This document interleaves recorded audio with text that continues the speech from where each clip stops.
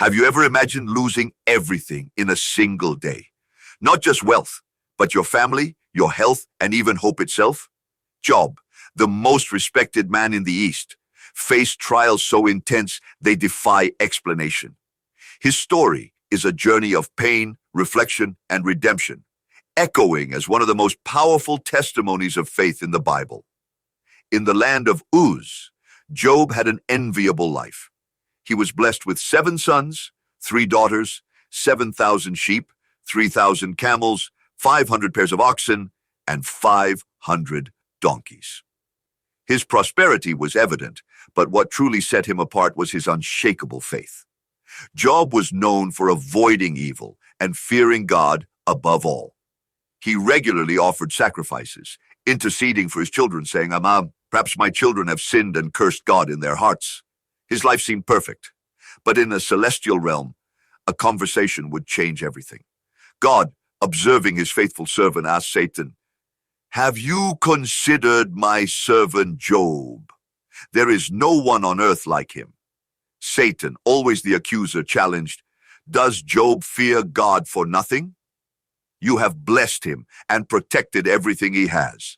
Take it all away, and he will curse you to your face." Confident in Job's faithfulness, God allowed Satan to test him, but placed a limit. His life was to be spared. What happened next was unimaginable. One day, while his children were feasting, a messenger arrived.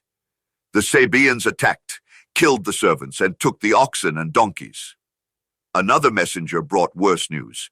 Fire from God fell from the heavens and burned the sheep and shepherds. Yet another arrived. The Chaldeans formed 3 raiding parties, stole the camels, and killed the servants. Finally, the cruelest blow.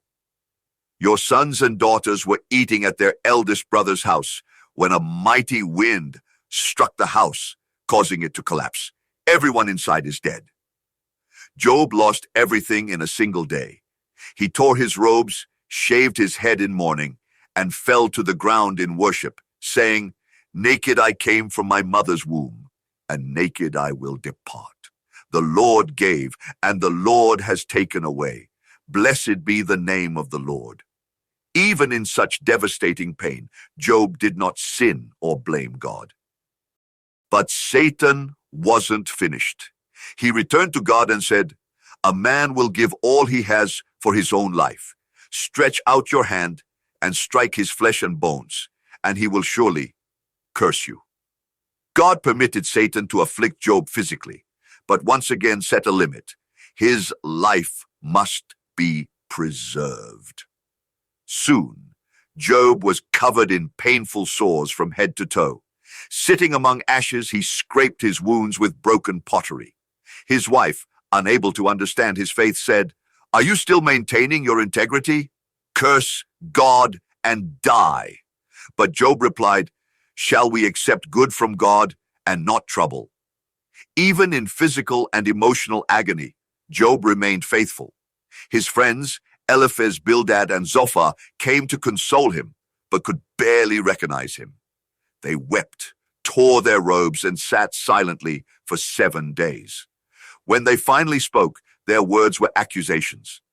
Eliphaz insinuated that Job must have sinned, saying, "Consider now, who, being innocent, has ever perished?" Job 4:7. Bildad bluntly stated, "When your children sinned against him, he gave them over to the penalty of their sin." Job 8:4. Zophar was the harshest, accusing Job of arrogance and claiming he deserved even worse. Job defended himself, saying, "Show me my offense. Why does God treat me as his enemy?" He cried out for justice and declared, "I know that my Redeemer lives, and that in the end he will stand on the earth." Job 19:25. After long debates, God finally answered Job. Speaking out of a whirlwind, God asked, "Where were you when I laid the earth's foundation? Tell me if you understand. Who marked off its dimensions?" Job 38:4-5. God continued displaying his sovereignty. "Can you bind the chains of the Pleiades? Can you loosen Orion's belt? Job 38:31. Humbled, Job replied, "Surely I spoke of things I did not understand, things too wonderful for me to know." Job 42:3. He repented, saying, "My ears had heard of you, but now my eyes have seen you."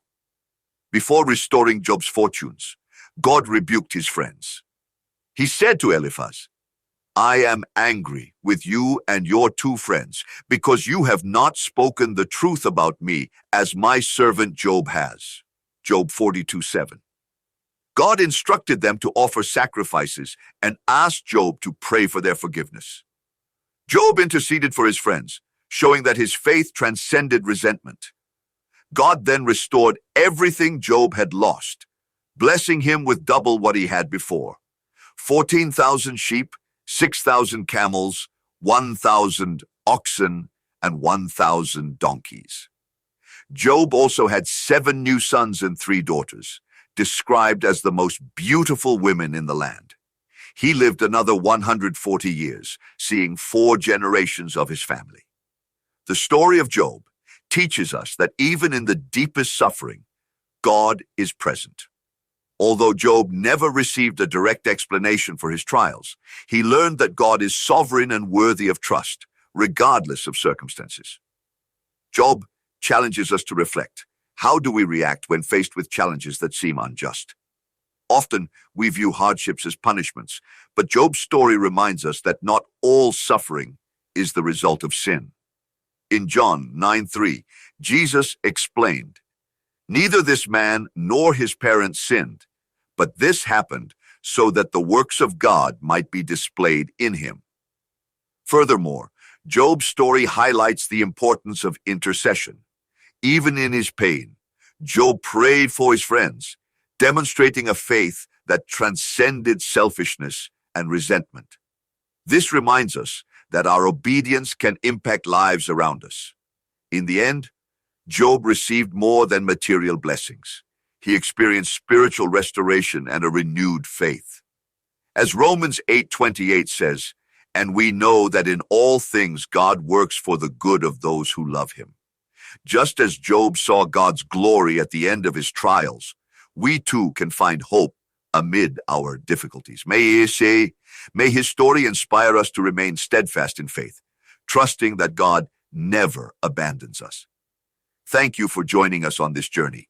If this story touched your heart, subscribe to Sacred Stories and share this video with those who need encouragement. Together, let's continue exploring the eternal lessons of God's Word.